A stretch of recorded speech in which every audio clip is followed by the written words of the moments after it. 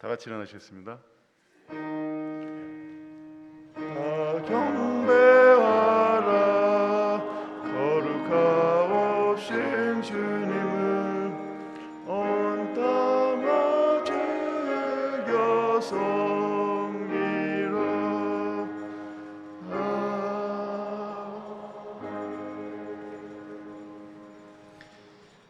하늘에 계신 저희들의 아버지 하나님, 당신의 거룩한 백성들을 주님의 귀한 전으로 불러주시고 이렇게 귀한 안식일에 주님 앞에 나와서 예배드릴 수 있는 그런 귀한 특권을 주셨으니 감사합니다.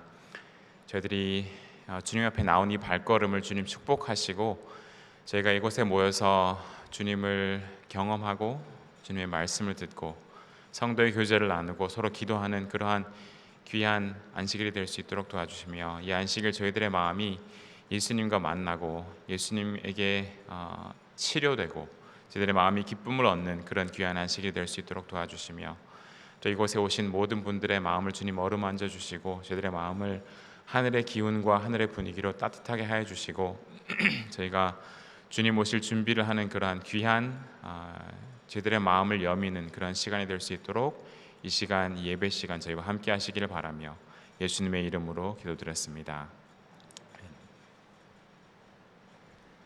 다음 찬미는 41장 시온의 영광이 빛나는 아침을 다 같이 크게 부르시겠습니다.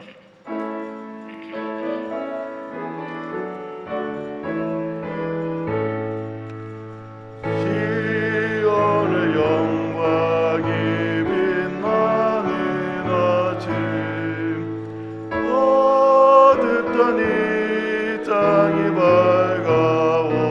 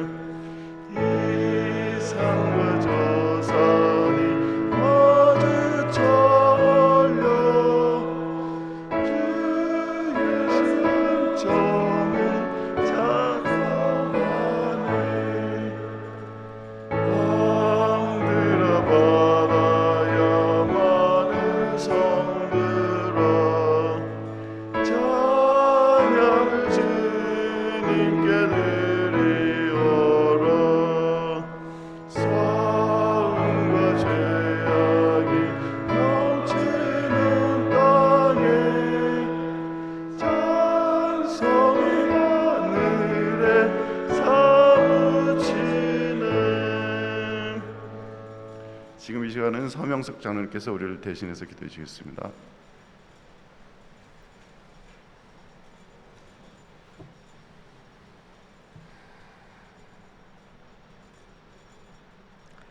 거룩하신 우리 아버지 하나님, 오늘도 당신의 백성을 거룩하게 만드시기 위해서 주의 전으로 인도하여 주시옵시며, 우리 속에 하나님을 사랑하는 마음을 심어주시고 우리 속에 하나님의 말씀을 순종하고자 하는 그런 마음을 심어주시고 영원을 사모하는 그 마음을 새롭게 하여 주시는 것을 진심으로 감사함을 드립니다. 아버지 하나님, 우리를 어찌하여 이렇게 사랑하여 주시는지요, 우리를 어떻게 이렇게 감격해 하시는지요. 하나님의 그 놀라우신 사랑을 생각할 때마다 우리 하나님 앞에 우리의 머리를 숙이며 우리의 무릎을 조아릴 수밖에 없는 저희들인 것을 하나님 앞에 고백합니다. 아버지, 이렇게 사랑을 받은 사람들이 그러나 우리가 생활할 때 우리의 참 죄적인 성향으로 인해서 시시때때로 넘어질 때도 또한 많이 있습니다. 아버지 하나님, 그러나 우리 속에 항상 기억해 하시는 것은 우리가 하나님의 자녀인 것을 기억하게 하시옵시며 새롭게 하시는 그 하나님의 성령, 우리 주님의 그 보혈의 공로에 의지하면서 항상 주님 앞으로 나아올 수 있도록 도와주시기를 간절히 기도합니다. 아버지, 이제 우리 백성들이 마음을 합하여서 우리 하나님 앞에 예배 드릴 때 우리를 정결케 하시옵시며 우리를 거룩하게 하셔서 주님 받으시기에 합당한 그런 예배가 될 수 있도록 도와주시옵소서. 아버지, 우리 중에 많이 육체적으로 고통하는 많은 환자들이 있습니다.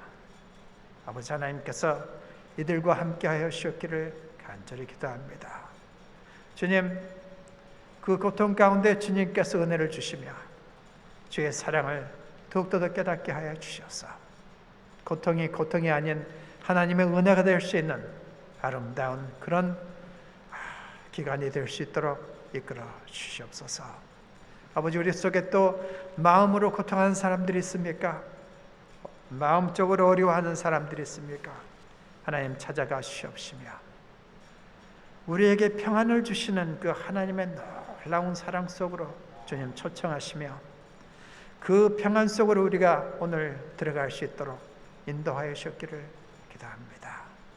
아버지, 이제 목사님을 떠내보내고서 앞으로 한 달간의 기간 동안에 우리가 생활할 때 주님께서 또한 가신 목사님에게도 축복하시며 또 새로운 목사님, 우리 정 목사님에게도 함께 하셔서 이 교회가 다시금 서로 의지하며 사랑하며 더욱더 굳건히 서는 아름다운 교회가 될 수 있도록 도와주시옵소서.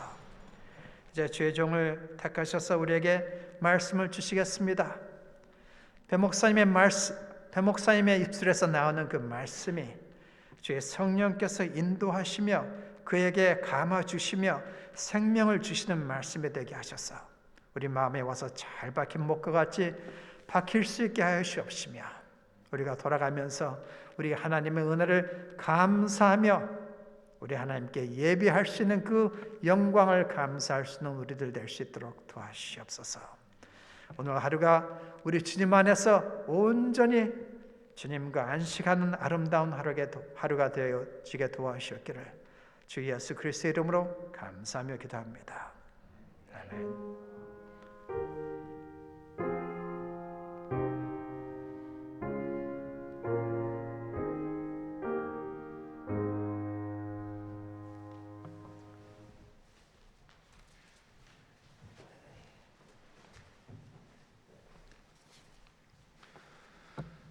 성경 교독을 하기 전에 말씀을 하기 전에 광고 좀 드리겠습니다. 저기 나오는 광고 내용들은 늘 들으시던 말씀이니까 오늘은 생략을 하도록 하고요. 저희가 이제 김 목사님 가정이 가시고 나서 첫 번째 주인데 이제 교회에 선거를 해야 될 때가 됐습니다. 저희가 2년 지금 나눠주시면 되겠습니다. 이제 2년에 한 번씩 교회 선거를 하는데 교회 선거라고 하는 것은 교회에 있어서 정말 중요한 일입니다. 교회를 일을 책임을 맡고 하나님 앞에서 봉사하는 그런 교회 일꾼들을 뽑는 그런 귀한 일이고 아주 중요한 일이라서 저희가 정말 기도하는 마음으로 제가 선거를 해야 되겠습니다. 성령께서 저희들에게 오셔서 어떤 분이 2022년, 2024년 이 두 해 동안에 하나님의 지혜를 받고 또 섬기는 마음으로 그렇게 섬기는 일꾼들을 뽑을 수 있을까 하는 그런 마음으로 저희가 선거를 해야 될 텐데 지금 나눠드린 이 종이를 보시면 여기에 이렇게 적혀 있습니다. 펜을 준비하시고요. 지금 뭐 당장 쓰지는 않으셔도 되는데 제가 설명을 드릴게요. 나는 기도하는 마음으로 하나님의 교회를 섬길 2022년, 2023년도 천거위원들을 추천합니다. 라고 이렇게 빈칸이 5개가 있습니다. 이 5개의 빈칸에 5분의 이름을 적으실 텐데요. 이 천거위원이 누구냐면 천거위원이 제가 설명을 드릴게요. 천거위원은 지금 전체 교인이 뽑는 5명 추천하는 이름 중에서 가장 많은 추천을 받은 분 5분으로 저희가 뽑습니다. 그래서 저희 한국어권 중에서 영어권이랑 다른 분들은 놔두시고요. 영어권에서도 또 5명을 뽑습니다. 그래서 한국어권 중에서 5분을 뽑으시는데 여러분께서 보실 때 이분은 정말 신앙이 있고 하나님의 음성을 들을 수 있고 겸손하고 그럴 분이다라고 생각하시는 분들을 기도하는 마음으로 적으시면 되고요. 천거위원을 뽑으시면 그 5분의 천거위원과 영어부에 있는 5분의 천거위원이 모여서 같이 또 선거위원을 뽑습니다. 그래서 이분들이 선거를 하는 게 아니고요. 이분들은 선거위원을 뽑게 되고요.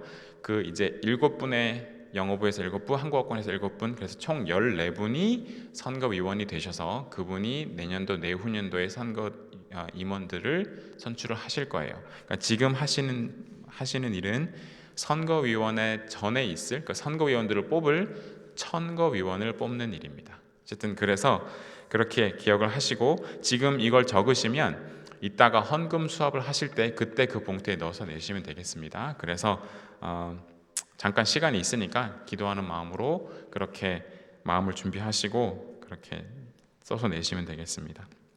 그래서 저희 교회의 뭐 연령층과 또 여러 가지 뭐 생각을 하셔서 그리고 뭐 남자분 여자분 상관없으시고요. 이분이 다시 또 선거위원이 되실 수도 있으니까 그거는 그렇게 감안을 하시고 여러분께서 생각하시는 성령님께서 알려주신 그러한 분으로 5분의 이름을 적어주시면 되겠습니다. 우선 제가 기도하고 그렇게 적도록 하겠습니다.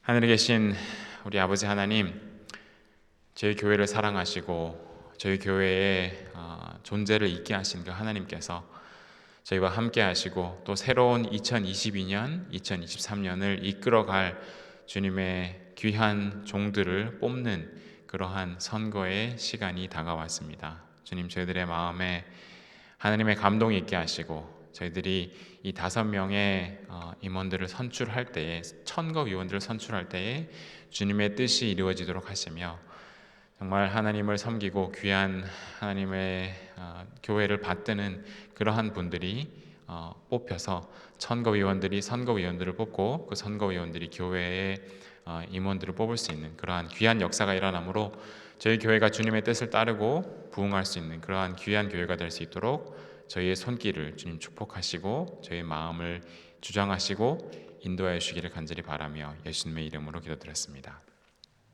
이 나눠드린 종이에 이름을 적으시고 이따가 예배 끝나실 때 헌금 수합하실 때 같이 헌금 봉투에 내시면 되겠습니다. 자, 이제 성경 봉독을 하겠습니다. 다 같이 모든 성경절을 다 같이 읽도록 하겠습니다. 일어나셔서 읽겠습니다. 시작. 예수께서 이르시되 와서 조반을 먹으라 하시니 제자들이 주님이신 줄 아는 고로 당신이 누구냐 감히 묻는 자가 없더라. 예수께서 가셔서 떡을 가져다가 그에게 주시고 생선도 그와 같이 하시니라. 자, 앉으시면 되겠습니다. 예수님께서 제자들과 함께 3년 반 동안에 공생애를 하시고 제자들이 이제 예수님이 이제 왕좌에 앉으시면 되겠다라고 생각했던 그때쯤이었어요. 근데 그때 예수님께서 메시아가 되시고 왕이 되시는 것이 아니라 십자가에 돌아가시는 그런 아주 참담한 경험을 하죠. 그들의 마음이 아주 이렇게 뜯겨져 나가는 그러한 아주 가슴 아린 그런 경험을 하게 됩니다. 그리고 나서 얼마 되지 않아서요. 그리고 예수님께서 부활하시고 나서 하늘로 올라가시기 전의 일입니다. 그 전의 일을 오늘 배경의 말씀으로 하겠는데 제가 좀 성경 말씀을 읽겠습니다. 요한복음 21장에 있는 말씀이에요. 요한복음 21장 1절부터 있는 말씀을 제가 읽어드리겠습니다. 그 후에 예수께서 디베라 바다에 가서 바다에서 또 제자들에게 자기를 나타내셨으니 나타내신 일이 이러하니라. 시몬 베드로와 디두모라 하는 도마와 갈릴리 가나 사람 나다나엘과 세베대의 아들들과 또 다른 제자 둘이 함께 있더니 시몬 베드로가 나는 물고기 잡으러 가노라 하매 저희가 우리도 함께 가겠다 하고 나가서 배에 올랐으나 그 밤에 아무것도 잡지 못하였더라. 날이 새어갈 때 예수께서 바닷가에 서셨으나 제자들이 예수인 줄 알지 못하는지라. 예수께서 이르시되 얘들아 너희에게 고기가 있느냐 대답하되 없나이다. 가라사대 그물을 배 오른편에 던지라 그리하면 얻으리라 하신대 이에 던졌더니 고기가 많아 그물을 들 수 없더라. 여기까지만 우선 읽겠습니다. 자, 제자들이 예수님께서 돌아가신 다음에 부활하셨어요. 부활하신 예수님을 보고 기쁜 마음이 생기고 예수님께서 돌아가셨는데 이제 일어나셨구나, 이제 부활하셨구나라고 하는 그런 마음을 가지고 마음에 막 희망이 생기고 기쁨이 생겼어요. 그리고는 지금까지 이해하지 못했던 그런 퍼즐 조각들이 맞춰지는 것 같은 그런 예수님께서 이 땅에 오셨던 그 뜻이, 그 사명이 이런 것이었구나. 우리가 생각하는 예수님께서 오셔서 이 로마 군인들을 다 몰아내고 이스라엘이 세상에서 가장 위대하고 가장 부유하고 가장 특권받은 그런 나라가 되는 그런 것이 아니라 예수님께서 오신 것은 우리를 위해서 죽기 위해서 오셨구나, 우리의 영적인 구원을 위해서 오셨구나. 예수님께서 말씀하셨던 성경에서 말하는 그것은 천국을 얘기하는 것이구나, 이 땅의 것이 아니구나라고 하는 것을 이제 조금 이해하려고 하는 그런 단계였어요. 근데 지금까지 3년 반 동안은 예수님께서 제자들과 함께 계실 때 매일 같이 계셨죠. 아침에 눈 뜨면 예수님이 있고 하루 종일 예수님 따라다니면서 같이 설교를 듣고 예수님께서 하신 기적을 보고 그렇게 하루 종일 살았잖아요. 3년 반 동안 따라다니면서 살았어요. 근데 예수님께서 돌아가시고 부활하시고 난 다음에는 어떻게 됐을까요? 예수님께서 40일 후에 승천하시기 전까지 예수님께서 제자들과 매일매일 같이 계셨나요? 아니에요. 예수님께서 나타나시긴 하셨어요. 그리고 손에 있는 못자국도 보여주셨죠. 그런데 매일 같이 계셨던 것이 아니라 제자들만 있고 나타나셨다가 또 없어졌다가. 그래서 성경에 보면 이번이 몇 번째 나타난 거라고요? 읽어보시면 나옵니다. 세 번째 나타나신 거라고 얘기를 해요. 세 번째 나타났다고 한 얘기는 계속 같이 있는 게 아니라 없다가 나타났다가 없다가 같이 나타났다가 했다는 거예요. 자, 그러면 지금 이렇게 제자들이 모여서 서로 이야기할 때는 예수님이 거기 있었어요? 없었어요? 없었어요. 제자들끼리 같이 모여가지고 자, 우리 이제 물고기 잡으러 가자라고 할 때 예수님이 거기 없었단 말입니다. 근데 물고기 잡으러 가자라고 했을 때 제자들이 여기 이름이 쭉 나와요. 베드로랑 도마랑 이렇게 세베대 아들들이 야고보와 요한 이렇게 있는데 보면 총 몇 명이냐 하면 7명이 있습니다. 7명. 나머지 제자들 4명은 어디 갔는지 모르겠어요. 근데 7명이 모여가지고 서로 이야기를 하면서 뭐 하러 가자고 얘기하는 거예요 지금? 베드로가 처음에 베드로가 도마한테 하는 얘기가 나 뭐 하러 간다? 물고기 잡으러 간다라고 하는 거예요. 베드로가 예수님 따라오기 전에 직업이 뭐였었죠? 어부입니다. 어부. 그러니까 평생 물고기를 잡아서 그 물고기를 팔아서 가족 생계를 부양하고 밥을 먹고 살던 사람이에요. 근데 예수님을 따라다니는 지난 3년 반 동안은 물고기 잡는 걸 안 했어요. 예수님이 제자가 됐었죠. 근데 예수님이 돌아가시고 예수님 눈에 안 보이니까 이제 뭐 한다고 그래요? 다시 물고기 잡으러 간대요. 왜 그랬을까요?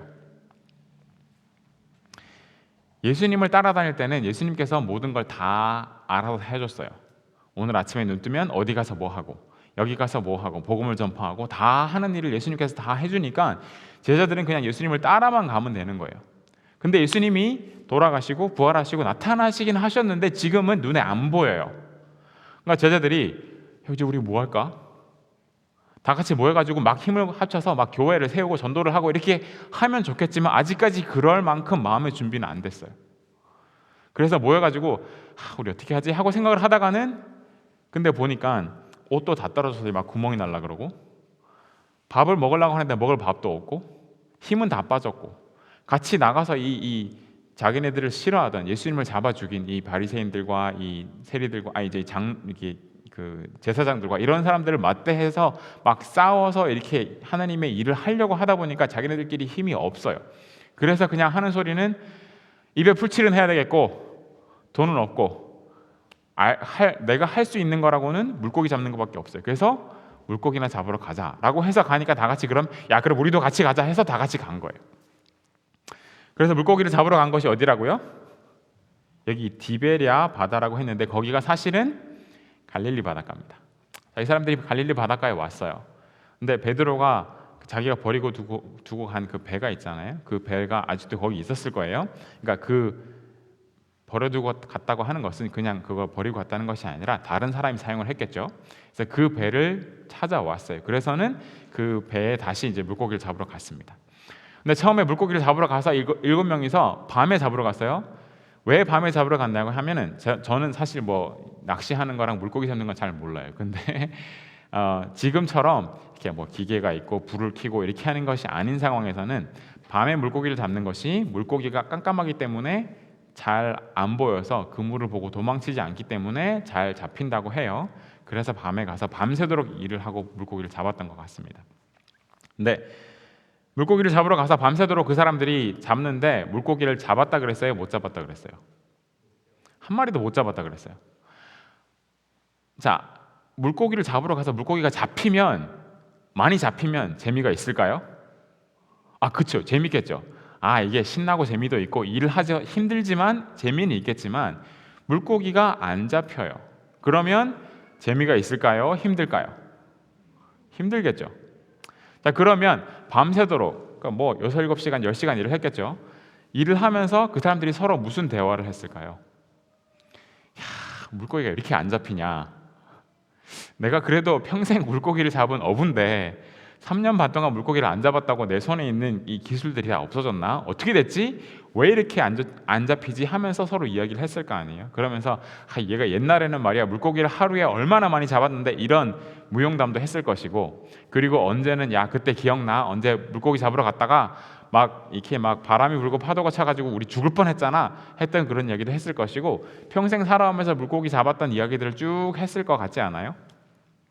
그런 이야기를 하다가 대화가 이제 어느 순간에 바뀌었겠죠.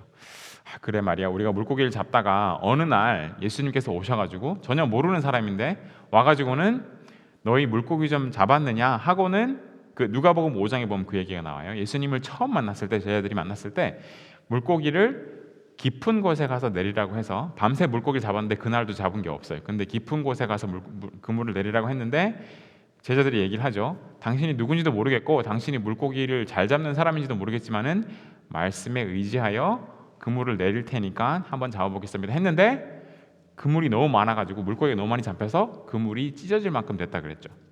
그런 일이 있었던 이야기를 기억을 하겠죠. 그 얘기하면서 그래서 예수님 따라갔고, 그래서 예수님 따라다니면서 기적도 보고 뭐 기적으로 만든 음식도 먹고, 그리고 예수님께서 우리들을 보냈을 때, 제자들을 보내셨을 때 나가서 예수님의 이름으로 병자도 고치고 귀신 들린 사람도 다 낫게 하고 했던 그런 이야기들을 막 서로 하지 않았겠어요? 그렇게 하다가 지금 우리가 어떻게 해서 예수님 쫓아다니다가 재밌었는데 지금 와서 이렇게 물고기를 잡다가 이렇게 허탕치고 아무것도 못 잡고 이러고 있느냐 하면서 서로 신세 한탄하고 있었을 것 같아요.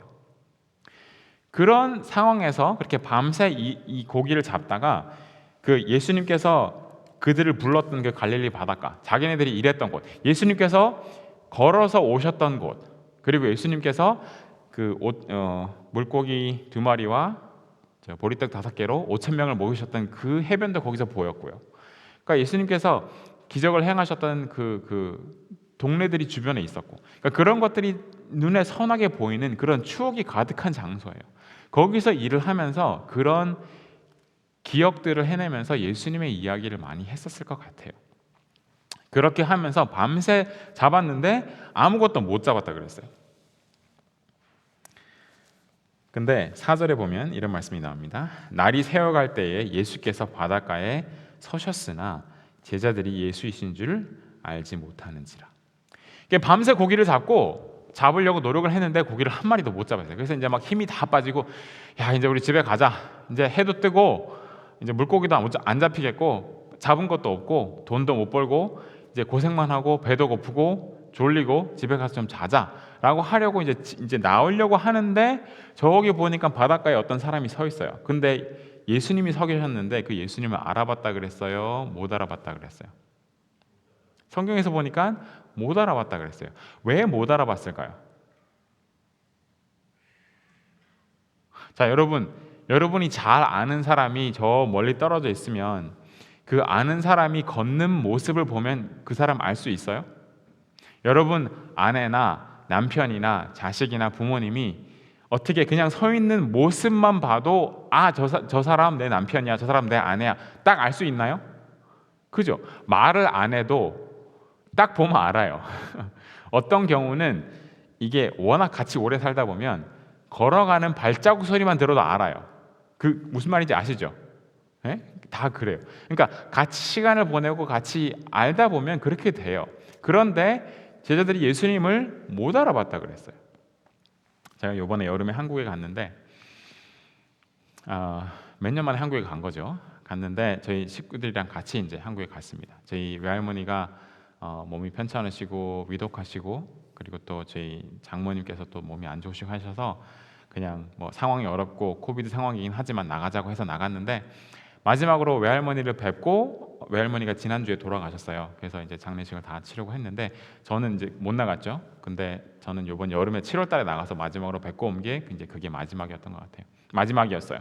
근데 공항에서 내려가지고는 저희가 이제 저녁에 도착을 했어요. 그래서는 저희 처형과 형님 가족이 나와서 저희를 픽업을 해서 저희 부모님께서 나올 수 있는 상황이 안 돼서 이제 처형과 형님이 저희들을 픽업을 해서 저기를 데리고 갔는데 근데 저희 부모님이 그 마을 앞으로 마중을 나오셨어요. 그러니까 저희가 길이 너무 멀어 다시 갈 길이 멀고 또 밤이 늦으니까 중간에 만나기로 해서 처형과 형님이 저희를 싣고 와서 그리고 이제 저희 부모님이 차를 나와서 마중을 나왔는데 주차장에서 딱 내려서 만났어요. 주차장에서 어디서 만납시다 해가지고 만났는데 컴컴하고 잘 안 보이고 가로등 불이 켜 있고 한데 제가 탁 내렸어요. 그러니까 사람들이 우르르 내렸죠. 저희 처형 식구들도 내리고 저희 가족들도 내리고 했는데 아버지와 어머니가 내렸는데 저를 보고 오시더니만은 보고는 꾸벅 이렇게 인사를 하시는 거예요. 저를 보고 아버지가. 그러니까 저는 아버지를 알겠는데 아버지는 저를 보고 인사를 하는 거예요. 그러니까 왜 지금 무슨 상황이에요? 아버지가 저를 못 알아보신 거예요. 왜 못 알아봤을까요? 첫째는 깜깜했어요. 밤 9시쯤 돼서 깜깜하고 잘 안 보이고 둘째는 뭘 쓰고 있어요? 마스크 쓰고 있으니까 모르는 거예요. 근데 저는 참 그게 서럽더라고요. 아버지가 저를 못 알아본다고 하는 게 그리고 저한테 꾸벅 인사를 했다고 하는 게 저를 누구로 봤냐면 그러니까 저의 형님으로 본 거예요. 저를. 그러니까는 사돈이니까 인사를 한 거예요. 그렇게 생각이 들어요. 근데 아버지가 아들을 못 알아봤다라고 하는 게 아무리 마스크를 쓰고 있지만 못 알아봤다고 하는 게 저는 참 서럽더라고요. 그래서 제가 가서 아버지한테 인사를 했더니 아버지가 너냐라고 하면서 그냥 이렇게 인사를 하셨는데 순간 그 생각이 드는 게 내가 자주 뵙지 못하고 멀리 떨어져 살고 하니까 이게 자주 보면 그래도 아실 텐데 몇 년에 한 번 가끔 보다 말다 하니까 아들이지만 평생 같이 제가 적어도 20몇 살까지는 한국에서 같이 부모님이랑 살았으니까 아들이지만은 그걸 못 알아본다라고 하는 게 마음이 참 슬프더라고요. 제자들도 마찬가지일 것 같아요. 예수님께서 그동안 3년 반 동안 잘 이렇게 다 돌봐주고 챙겨주고 했는데 서 있는데 여기 보면은 50간 떨어졌다고 나와 있어요. 나중에 보면은 50간이면은 90야드 정도 돼요. 그럼 여기서 좀 거리가 있긴 하죠. 근데 목소리는 들리는 정도예요. 소리를 친 목소리가 들리는 정도인데 거기서 못 알아보는 거예요. 못 알아보는 이유가 아마 해가 막 떠서 아직도 어둑어둑하고 좀 깜깜해서 그럴 수도 있고 안개가 껴있을 수도 있고 그러니까 사람의 형태는 보이는데 누군지 잘 못 알아보겠고 왠지 모르겠어요. 어쨌든 못 알아봤어요. 예수님께서 서러우셨겠죠. 제 생각 같으면 서러우셨을 것 같아요. 제가 아버지를 요번에 가서 그런 경험을 하고 나서 보니까 예수님께서 좀 서러우셨을 것 같아요. 쟤들이 몰라봤어요. 근데 왜 몰라봤냐면 그런 일도 있을 수 있어요. 그 사람들이 그 바닷가에서 갈릴리 바닷가에서 고기를 잡아가지고 아침에 들어오면 장사꾼들이 그 해변에 서 있다가 고기를 잡고 들어오는 사람들을 붙잡아서 그 신선한 고기를 사다가 이렇게 자기네 가게에 가져가고 뭐 시장에 내다 팔고 하는 그런 일들이 있었던 거예요, 종종. 그래서 해변에 누가 서 있으면 물고기 사러 온 장사꾼이구나라고 하는 그런 일들이 종종 있었다고 하는 겁니다. 그래서 예수님을 아마 장사꾼의 한 명으로 본 것 같아요. 예수님은 돌아가셔서 부활하셨긴 하셨지만 자기 곁에 있지 않으니까 그렇게 생각을 했던 것 같아요. 근데 예수님께서 이렇게 물어보시죠. 예수님께서 야 너네가 물으실 때 5절을 제가 읽어볼게요. 예수께서 이르시되 얘들아 너희에게 고기가 있느냐 대답하되 없나이다 이렇게 얘기를 합니다. 예수님께서 근데 여기서 보시면 제자들을 뭐라고 부르죠? 예수께서 이르시되 얘들아 라고 부르십니다. 이 말 얘들아라고 하는 말이 되게 참 재밌는 말이에요. 헬라어 성경을 찾아보면 얘들아라고 하는 말이 헬라어 말로 파이디온이라고 하는 말입니다. 근데 파이디온이라고 하는 말이 헬라어인데 거기서 나온 파생된 영어 말이 있어요. 그 소아과를 영어로 뭐라 그러죠? 피디아트리라고 하죠. 피디아트리. 그러니까 아이들을 담당하는 병원, 뭐 의사, 그러니까 피디아트리라고 하는데 그 말이 여기서 나온 말이에요. 파이디온이라고 하는 말에서 나온 말이에요. 그래서 이 말은 어린이들 아니면 갓난 아기들 그런 얘기를 하는 겁니다. 근데 예수님께서 얘들을 부르실 때 파이디온이라고 불렀어요. 그러니까 얘들아라고 하는 말이 그러니까 진짜 자식들, 어린 애들을 부르는 말처럼 집에서 우리 아이들 어렸을 때 부르는 말처럼 얘들아라고 하는 부르는 말이에요. 근데 예수님께서 얘들을 이렇게 불러셨단 말이 요 딱 한 번이에요. 성경 전체에 제자들의 이름을 부르시거나 제자들을 얘기하시는데 이렇게 얘들아라고 하는 말씀이 첫 번째 단 한 번 쓰신 말이에요. 그러니까 못 알아들을 만도 하죠. 평소에 이름 부르던 그 말이 아니라 전혀 다른 말로 얘들아라고 부르시니까 예수님이 쓰던 말이 아닌데 라고 생각해서 못 알아들었을 수도 있어요. 근데 요 말을 나중에 제자 요한이 요걸 따다가 요한 1서를 적으면서 이런 얘기들을 많이 썼습니다. 그래서 한 두세 번 이렇게 인용을 해서 쓰면서 요한이 나중에 제자들한테 성경에서 요한 1서에 쓰면서 자녀들아 my beloved 하고 하는 그렇게 쓰는 그 말이 요 말입니다. 그렇게 해서 그 말을 했어요. 근데 물고기를 좀 잡았느냐 물고기가 있느냐라고 물어봤는데 그 말의 헬라어의 그 문법을 보면 물고기가 좀 있습니까? 라고 물어본 게 아니고 물고기 한 마리도 못 잡았지? 라고 물어보는 거예요. 자, 무슨 차이가 있나요? 물고기 좀 있나요? 라고 하는 말이랑 물고기 한 마리도 못 잡았죠? 라고 하는 말이랑 차이가 뭐예요? 물고기 좀 있습니까? 하는 얘기는 물고기를 좀 잡았다라고 하는 거를 생각을 해서 물어보는 말이고 물고기 한 마리도 못 잡았죠? 라고 하는 얘기는 물고기가 있다고 생각을 하는 거예요? 없다고 생각을 하는 거예요? 없다고 생각을 하는 거예요. 헬라어 표현이 그래요.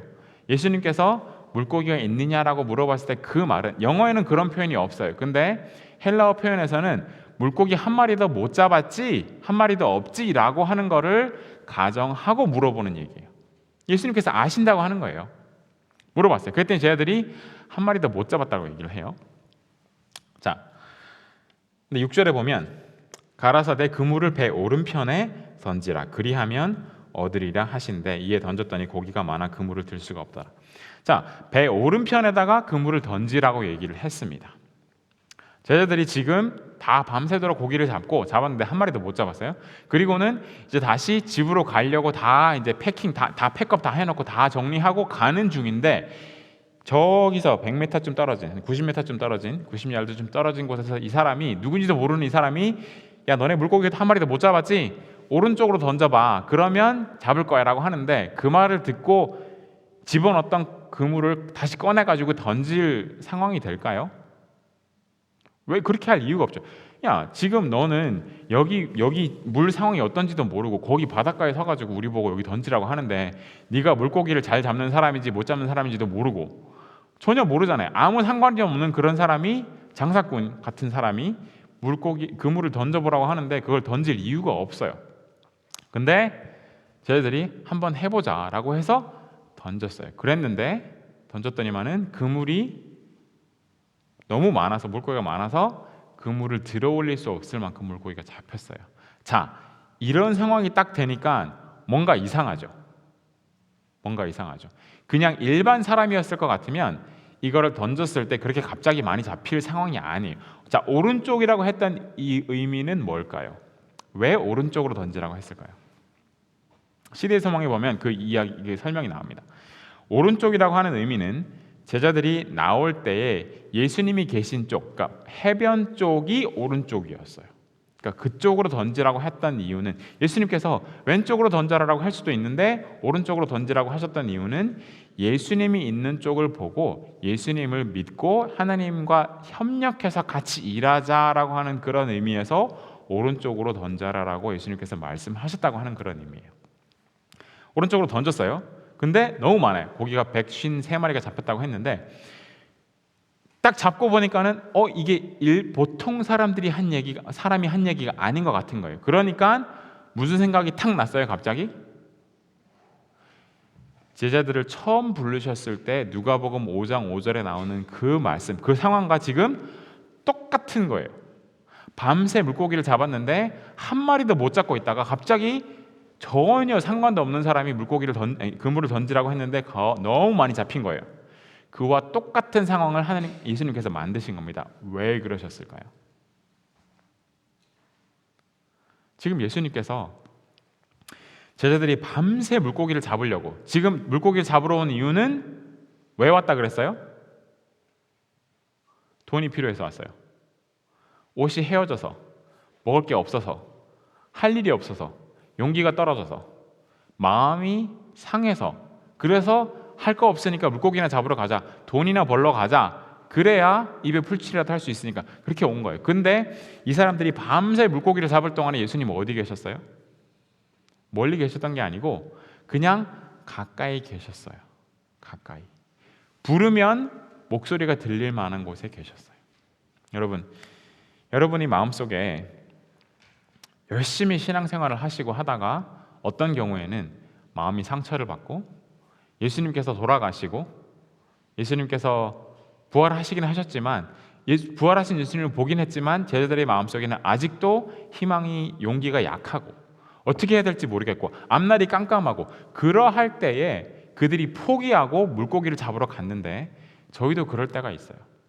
하는 사업이 잘 안 되고 건강이 악화되고 그리고 안 좋은 일들이 자꾸 벌어지고 자식들이 직장을 잃고 그리고 집이 넘어가고 여러 가지 상황들이 안 좋은 상황들이 생길 수가 있어요. 그럴 때 제자들이 똑같은 경험을 했다고 하는 겁니다.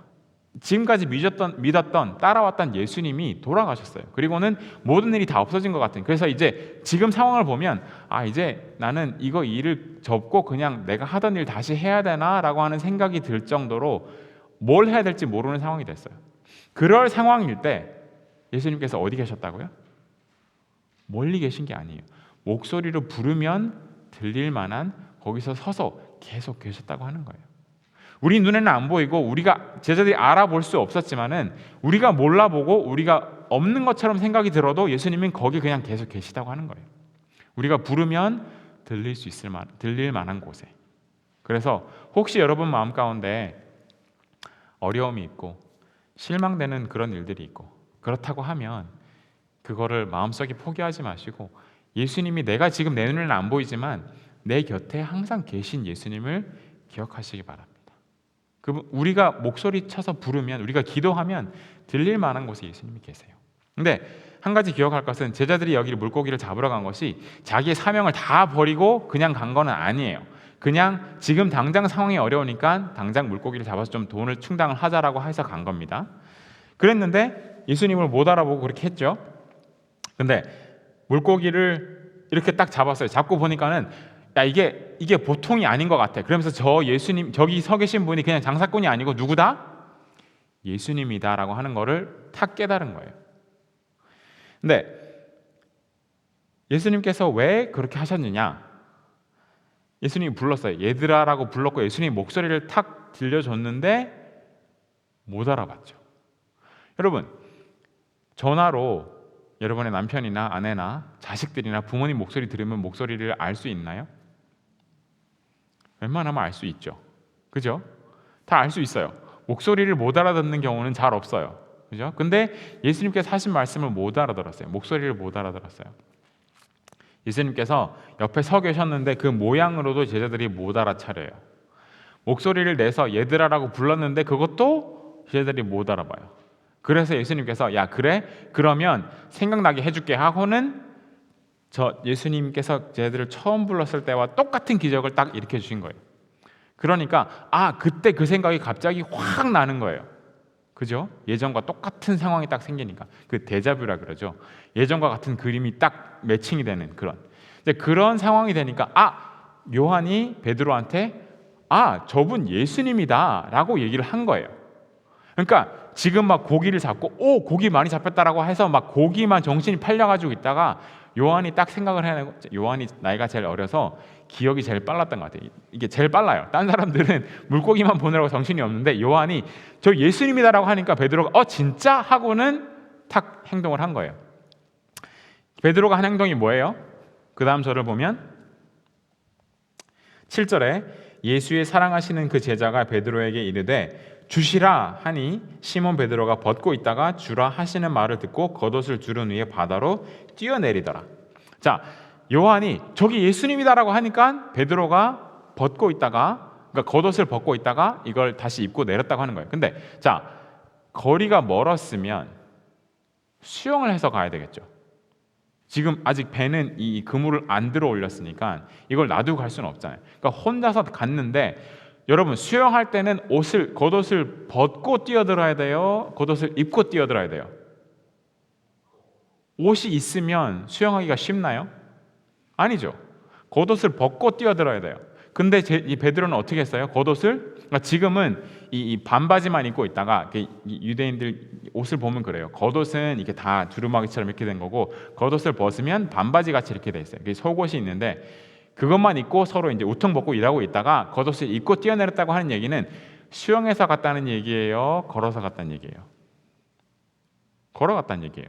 그러니까 물이 깊지 않고 한 이 정도 왔을 것 같아요. 그러니까 이 정도 오니까는 그냥 우통 다 벗고 예수님한테 가는 것보다 겉옷을 입고 걸치고 뛰어내려서 이만큼 되는 물을 그냥 걸어서 나갔다고 하는 거예요. 근데 그만한 물에서 이만큼 고기가 잡혔다고 하는 것이 뭐예요? 기적이에요. 생각해 보세요. 물고기들이 밤새 한 마리도 없었어요. 그러니까 이 물고기들 생각해 보세요. 예수님께서 물고기들한테 얘기를 하는 거예요. 밤새 제자들이 물고기 잡을 동안에, 자, 너네 저 그물에 한 마리도 잡히지 마. 예수님께서 물고기들한테 한 마리 이렇게 한 마리한테 얘기하는 거예요. 절대 이 그물에 잡히지 마. 이번에 일로 던질 거니까 일로 가고 절대 잡히지 마. 이렇게 다 계획을 해놓고 내가 이제 가 하면은 그때 동시에 다 같이 가라 하니까 153마리 물고기들이 오케이 하고는 다 기다리고 있다가, 그러니까 153마리가 아니에요. 더 많을 거예요. 근데 그물에 들어가 잡힌 게 그래요. 자, 선착순, 그러니까 갈릴리 바닷가에 있는 모든 물고기들이 다 스탠바이 하고 있다가 예수님께서 자, 오케이 하니까 그때 한 번에 배 밑으로 쫙 모인 거예요. 쫙 모였는데 깊은 바다도 아니고 딱 내렸을 때 물에 잠기지도 않을, 수영하지 않고 그냥 걸어갈 수 있을 만한 그만한 거리에 있는 거기로 다 집합한 거예요, 물고기들이. 예수님께서 자, 가 했을 때. 그런 기적이 일어난 거예요. 자, 그랬는데 그 기적을 일으키고 보니까 예수님인 걸 알겠죠. 그래서 베드로가 물에 뛰어내려서 걸어서 예수님한테 갔어요. 그리고는 다른 제자들도 이렇게 왔는데 여기 8절에 보면 이 50간 정도 된다고 했는데 아까 말씀드린 것처럼 한 90 야드 정도 됩니다. 90야드 정도. 자, 그랬는데 9절에 보니까 이런 말씀이 나옵니다.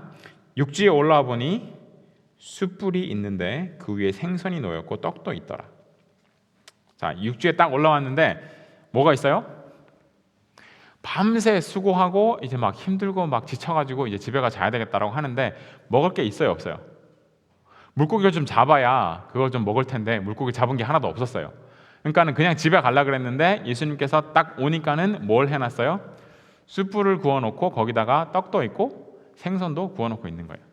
지금 뭘 차려놓고 있었어요? 아침을 차려놓고 있었어요.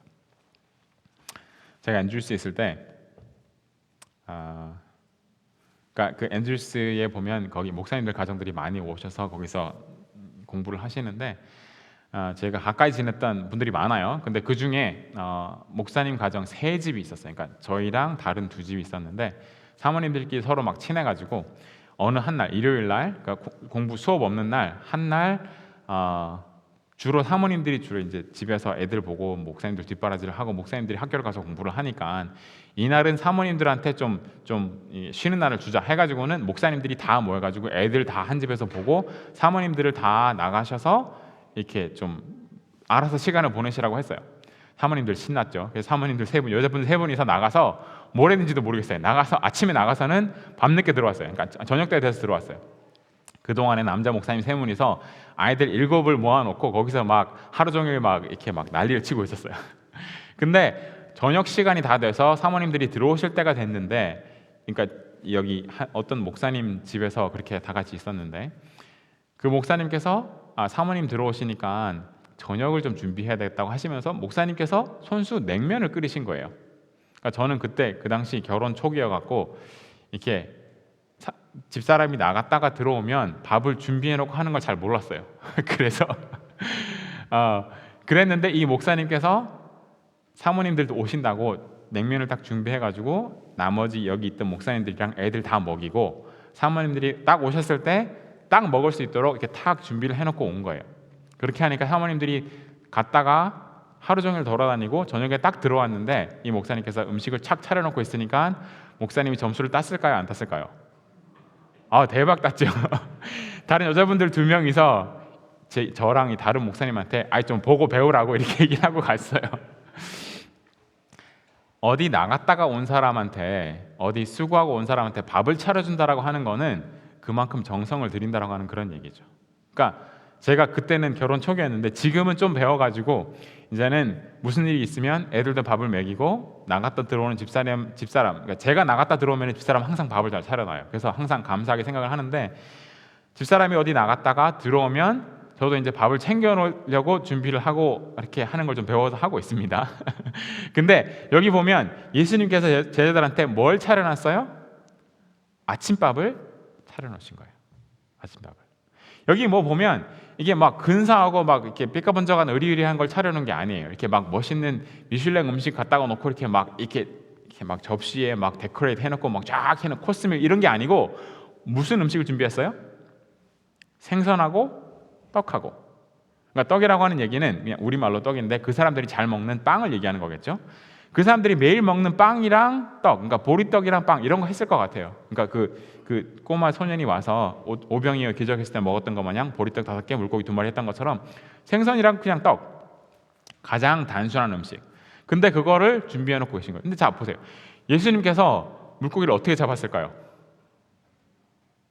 바닷가에 서서 계신 분이 물고기 어떻게 잡았을까요? 맨손으로 잡았을까요? 어떻게 잡았는지 모르겠어요. 근데 만물을 주장하시는 예수님께서 물고기를 잡아서 이렇게 준비를 하셨겠죠. 그 사람들이 늘 먹는 그런 음식을 준비를 하셨는데 베드로가 거기 나가서 숯불을 딱 봤는데 좀 전에 제자들을 처음 부르셨을 때의 그 기억이 확 나는 그런 기적을 베푸셨어요. 자, 이게 나다라고 하는 거를 딱 알려주셨어요. 그리고는 무슨 기억을 나게 했냐면 내가 너네를 처음 불렀을 때 사람 낚는 어부가 되라라고 불렀을 때 그 기적을 탁 하시면서 기억을 나게 하셨어요. 그리고 바닷가에서 육지로 딱 올라왔는데 뭐가 피어져 있다고요? 숯불이 피어져 있어요. 자, 얼마 전에 베드로랑 숯불 기억나는 사건 있으세요? 베드로랑 숯불이 언제 사건이 있었죠? 요 바로 전에 베드로랑 숯불이 같이 나온 이야기가 무슨 이야기예요? 예수님께서 심판 받으실 때에 베드로가 가서 불을 쪼이면서 거기 숯불에서 불을 쪼이면서 이렇게 근처에 가서 이렇게 자기는 베드로 아닌 척 하고 있었죠. 그러다가 누가 너 제자 맞지라고 하니까는 예수님을 부인했던 일이 그 일이었잖아요. 예수님께서 숯불을 피워놓으신 이유가 생선을 굽기 위해서도 그랬겠지만은 베드로한테 뭔가 기억나게 하시려고 했던 것 같아요. 그런 걸 보니까 베드로 마음속에 막 무슨 생각이 나겠어요? 내가 예수님을 예수님을 부인했던 그 생각이 막 났을 것 같아요. 다른 제자들도 마찬가지였을 것이고. 그래서 지금 잡은 물고기를 좀 가지고 오라고 해서 이제 같이 굽고 계신 거예요. 그러면서 8명이서 같이 밥을 먹는데 자, 다 같이 둘러가지고 이렇게 밥을 먹는데 예수님께서 밥을 차리고 계시죠. 그러니까 가서 떡도 뒤집고 생선도 뒤집고 생선 구이를 하고 계신데 생선 구이를 할 때 보니까 그 손이 무슨 손이에요? 손에 못자국이 나 있어요. 그거 보였겠죠, 그죠? 제자들의 마음속에, 그러니까 아무 말도 못했다 그랬어요. 예수님이신 줄 아니까는 아무도 주시냐라고 물어보는 사람이 없다 그랬어요. 예수님께서 이렇게 했던 이유가 왜 그랬을까요? 자, 지금 제자들이 자기네들이 해야 할 일들을 잠깐 잊어버리고 당장 돈이 필요하니까, 당장 먹을 게 없으니까, 당장 옷이 다 떨어져 가니까 물고기나 잡으러 가자라고 예수님의 사업을 잠깐 접어놓고, 완전 버린 건 아니지만 예수님의 사업을 해야 될 사람들이 그걸 내려놓고, 사람 낚는 업으로 일을 해야 될 사람들이 그걸 내려놓고 지금 물고기 잡으러 온 거예요. 당장 할 일을 하러 온 거예요. 근데 그 상황에서 예수님께서 그 사람들을 꾸짖지 않으시고, 자, 내가 너네를 불렀을 때 이렇게 불렀지 라고 하면서 그 기적을, 똑같은 기적을 보여주시는 거예요. 그리고는 와서 밥 먹어라라고 이렇게 다독이고, 진짜 힘들고 지쳐가지고 정말 힘들어 했는데 그 사람들 불러다가 아침 차려주시면서 이렇게 엄마가 밥 차려주는 것처럼, 아내가 밥 차려주는 것처럼, 부모가 자식 밥 챙겨주는 것처럼 밥을 차려주면서 야, 밥 먹어, 힘내 라고 얘기를 하시는 거예요. 그러면서 하나선 밥을 차리시는데 그 손이 못자국 난 손이에요. 그러니까 모든 하나하나의 것들이 그 사람들에게, 제자들에게 내가 너희를 불렀던 이유는 너네가 사람 낚는 어부가 되게 하라고 한 거야. 근데 왜 그걸 잊어버리고 가서 다른 일을 하고 있니? 라고 꾸짖는 일을 하시면서, 매로 꾸짖는 게 아니고 사랑으로 꾸짖으시는 거예요. 지금 좋은 기억을 나게 하시고, 밥을 챙겨주시고, 이렇게 용기를 주시면서 밥 먹고 해 라고 하면서 그렇게 기억나게 하시는 거예요. 여러분의 마음속에 나 정말 살기 힘들어, 어떻게 해야 될지 모르겠어, 이게 모든 것이 여러분이 생각했던 것과 반대로 가고 정말 어려운 상황에 닥쳤을 때, 자식들이 교회를 안 나오고 정말 힘든 일이 있을 때 내가 어떻게 해야 될지 모르겠고, 내 건강이 막 몸이 안 좋아지고 아파지고, 그렇게 한 상황이 있을 때 나에게 주신 그 사명, 나를 불러서 하나님의 일을 하게 하신 그 사명을 잊어버리고 내가 지금 내 하는 일을 해야 되나, 내가 먹고 사는 거 지금 챙겨야 되나, 그런 생각을 할 때에 예수님께서 멀리 계시지 않다고 하는 거예요. 가까이 계신 예수님께서 얘들아라고 부를 때 우리가 몰라봐요. 예수님께서 우리에게 하시는 이야기, 하시는 뜻, 그리고 우리에게 기도의 응답을 하시는 걸 저희가 몰라봐요. 저희들이 예수님이 서 계신 걸 몰라봤던 것처럼 몰라보는 경우들이 많이 있어요. 그럴 때 예수님께서 그들에게 기적을 보여주시고 다시 불러서 아침을 차려주시면서 좀 기억해봐 라고 하시는 그 예수님의 모습을 우리가 좀 기억하면 좋겠어요. 그래서 우리에게 이렇게 위로해 주시는 그런 예수님, 그리고 우리에게 아침을 챙겨주시는 그런 예수님을 기억하면 좋겠습니다. 그리고 눈에 보이지 않지만 우리 곁에 계신 그 예수님, 그리고 우리에게 사명을 주신 그 사명을 다 해라. 너네가 지금 먹고 사느라고 힘들게 일하고, 그리고 아니면은 지금 우리 세상 사는 거에 바빠서 이렇게 살고 있지만, 눈이 팔려 있지만, 그거 놔두고 내가 시킨 이 일, 하나님의 일, 이 하나님의 사업을 하면 나머지 건 내가 알아서 다 챙겨줄게. 너네가 밤새 물고기를 잡아서 한 마리도 못 잡았지만은 내가 도와주면, 너네가 이 일을 하면 나머지는 다 책임질 거야 라고 하는 그거를 기적으로 다시 보여주셨잖아요. 이제 그런 걸 우리가 기억을 하고 우리 마음속에 생각을 하고 살면 좋겠습니다. 그래서 고기 잡는 기적, 그리고 숯불을 피워놓으신 그 기억나게 하신 그것, 그리고 물고기를 요리하신 예수님의 손, 그 모든 것이 부르심을 기억나게 하는 것들이었고, 그리고 야, 너네 왜 하는 일을 잊어버리고 이런 딴 일 하고 있는 거야? 가서 빨리 전도해, 가서 빨리 나가서 교회를 세우고 다른 사람들에게 복음을 전파하고 그렇게 해. 그렇게 하지 않으시고 그냥 묵묵하게 와서 기적으로 고기 잡게 하시고 아침 차려주시고, 그렇게 하는 걸 봤을 때 그들의 마음속에, 제자들의 마음속에 이렇게 그들을 사랑으로 꾸짖는 그런 예수님의 마음을 깨달았을 것 같아요. 우리 마음속에도 우리에게 축복하시고 이렇게 사랑으로 꾸짖어 주시는 그런 예수님의 음성을 저희가 깨달으면 좋겠습니다. 그래서 우리를 부르신 그 사명, 나중에 그 다음 이야기를 보면 베드로에게 내 양을 먹이라, 내 양을 치라라고 얘기를 하시죠. 이제 그렇게 하신 그 사명을 새롭게 하신 그 신앙의 그 저희의 원점, 우리의 처음 부르셨던 그 부르심, 우리가 신앙이 뜨겁고 교회를 열심히 다니고 기도를 열심히 하고 할 때 그 신앙의 뜨거움, 그것을 저희가 다시 좀 기억하고 그때로 돌아갔으면 좋겠어요.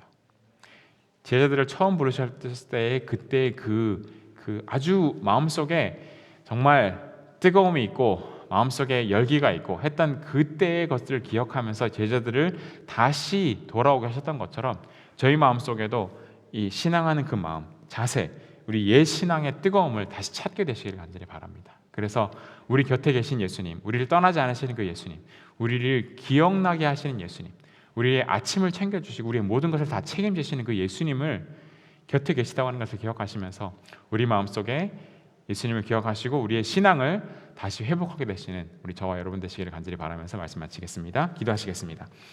하늘에 계신 아버지 하나님,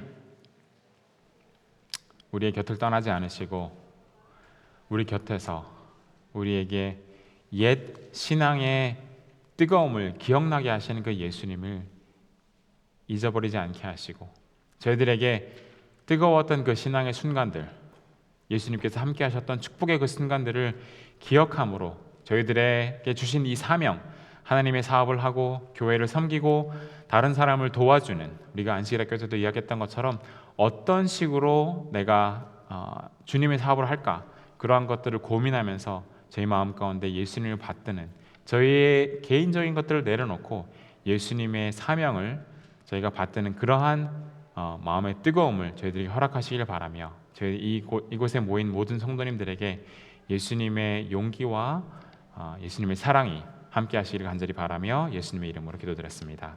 아멘. 자, 시간 헌금하겠습니다. 이 시간에 아까 적으셨던 명단도 같이 제출해 주시면 되겠습니다.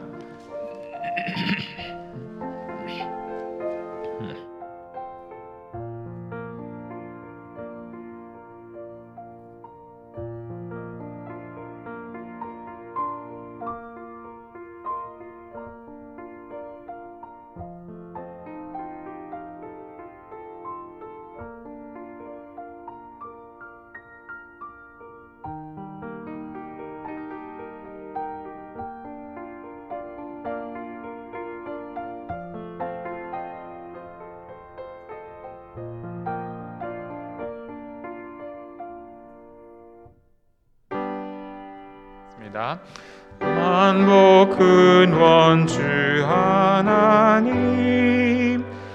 천하 사람 모두 찬송, 만만천사 음성 높여, 성부 성자 성령 찬송. 아멘. 기도하시겠습니다. 하늘에 계신 아버지 하나님, 저희들의 마음에서 드린 이 헌금을 받으시고 주님의 사업을 확장하는 데에 저희 적은 돈을 사용해 주시기를 바라며 이 헌금을 자원해서 드린 이 주님의 성도들의 손길과 가정과 저희들의 건강과 저희들의 마음을 주님 축복하시고 저희가 하나님의 일을 하는데 열심을 다하는 그러한 귀한 하나님의 종들이 될 수 있도록 저희 교회를 축복하시기를 간절히 바라며 이 안식을 다할 때까지 저희 마음속에 하나님의 귀한 성령과 하나님의 축복이 저희와 함께 하시기를 바라며 예수님의 이름으로 기도드렸습니다. 아멘. 내 주님 오시리, 확실히 오시리, 내가 공중에서 주를 만나겠네. 내 구주 예수 확실히 오시네. 감사합니다. 예배를 마쳤습니다. 자, 재무장로님이나 어떤 분이 아까 적은 이 명단을 좀 정리해서 명단을 제게 주시면 감사하겠습니다. 누가 하시면 좋을까요? 재무장로님께서 해주시면 좋겠습니다. 이 명단 적어서. 네.